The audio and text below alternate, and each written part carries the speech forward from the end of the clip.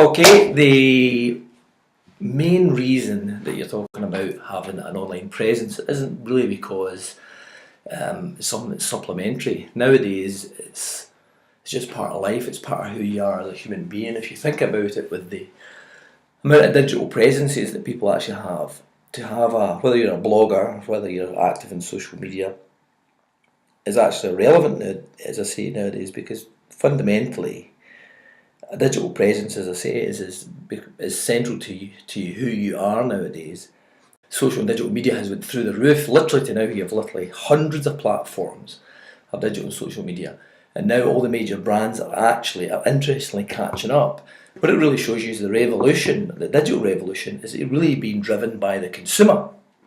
If you have a really interesting story and engaging content, you can then spread the word across all the different social media platforms, and that will get people to engage with what you're talking about.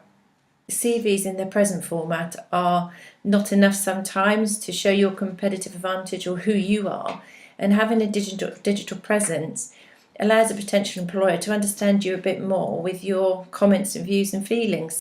It's something you can talk about when you come to interviews, either for your placement year or when it comes to graduation, and you're looking at jobs, and people are talking about what makes you really passionate about your subject.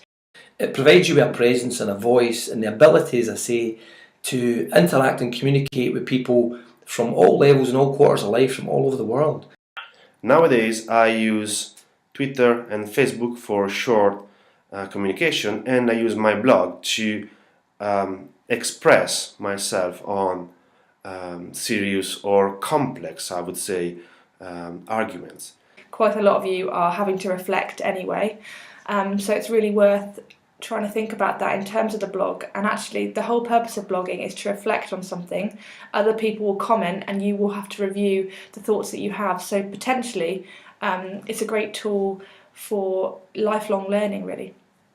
We really want to set up a community of practice in all of our subject areas, and one way of communicating that internally and getting the word out to the wider community, especially industry and some of the other key players, is for us to communicate using the different media that we've got available to us. You can actually more or less practice on our blogs and then think about starting your own blogs.